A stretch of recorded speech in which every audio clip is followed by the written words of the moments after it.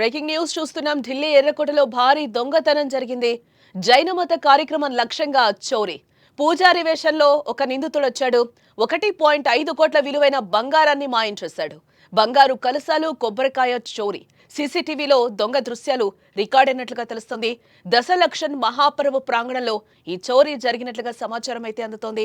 దేశ రాజధాని ఢిల్లీలో చారిత్రాత్మక ఎర్రకోటలో భారీ దొంగతనం జరిగింది. జైనుల పవిత్ర కార్యక్రమం జరుగుతూ ఉండగా పూజారి వేషంలో వచ్చిన ఒక దొంగ 1.5 కోట్ల విలువైన బంగారు వస్తువులతో ఉడాయించాడు. ఈ సంఘటన దేశవ్యాప్తంగా కూడా సంచలనం సృష్టించిందని చెప్పుకోవచ్చు. ప్రస్తుతం ఎర్రకోట ప్రాంగణంలో జైనులు 10 రోజుల పాటు జరుపుకునే దశలక్షన్ మహాపర్వ కార్యక్రమం జరుగుతోంది. ఇది ఈ నెల 9 వరకు కొనసాగుతుంది. ఈ పవిత్ర కార్యక్రమంలో భక్తులు, ప్రజలు పెద్ద సంఖ్యలో పాల్గొంటూ ఉంటారు. సరిగ్గా ఇదే సమయాన్ని ఆసరాగా చేసుకుని దొంగ తన పని కానిచ్చేశాడు. గత బుధవారం పూజా కార్యక్రమాల ఏర్పాట్లు, అతిథులను ఆహ్వానించడంలో నిర్వాహకులు బిజీగా ఉన్నప్పుడు నిందితుడు జైన్ పూజారి వేషంలో ఆ ప్రాంగణంలోకి ప్రవేశించినట్లుగా తెలుస్తోంది. అనంతరం పూజకు ఉపయోగించే బంగారు వస్తువులను భద్రపరిచిన గదిలోకి వెళ్లి వాటిని దొంగలించాడు.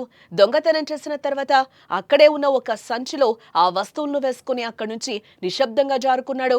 ఇదంతా అక్కడి సీసీటీవీ కెమెరాల్లో రికార్డ్ అయినట్లుగా కూడా మనకి తెలుస్తోంది.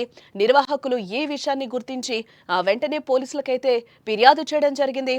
ఈ చోరీ గురించి నిర్వాహకులు ఎఫ్ఐఆర్లో కొన్ని వివరాలను కూడా వెల్లడించారు. 2 బంగారు కలశాలు చోరీకి గురయ్యాయి. వీటిలో ఒకటి 760 గ్రాములు కాగా మరొకటి 115 గ్రాములు ఉంటుంది. చిన్న కలశంలో వజ్రాలు, పచ్చలు, మాణిక్యాలు పొదిగి ఉన్నాయి. వీటితో పాటు ఒక బంగారు కొబ్బరికాయ కూడా పోయిందని వాళ్ళు తెలుపుతున్నారు. ఈ బంగారు వస్తువులన్నీ వ్యాపారవేత్త సుధీర్ జైన్ కు చెందినవని, ఆయన వాటిని పూజా కార్యక్రమాల కోసం తీసుకొచ్చారని కూడా చెప్తున్నారు. ఇదే నేపథ్యంలో ఈ సంఘటనపై సుధీర్ జైన్ మాట్లాడుతూ, జనం ఎక్కువగా ఉన్నారనే అదును చూసి దొంగ చోరీ చేశాడు.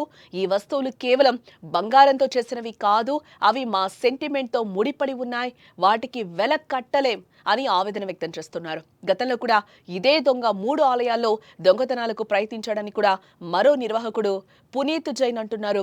ఈ సంఘటనపై పోలీసులు కేసు నమోదు చేసుకున్నారు. సీసీటీవీ ఫుటేజ్ ఆధారంగా దర్యాప్తు ప్రారంభించారు. అలాగే దొంగను గుర్తించామని, త్వరలోనే పట్టుకుంటామంటూ కూడా పోలీసులు తెలుపుతున్నారు.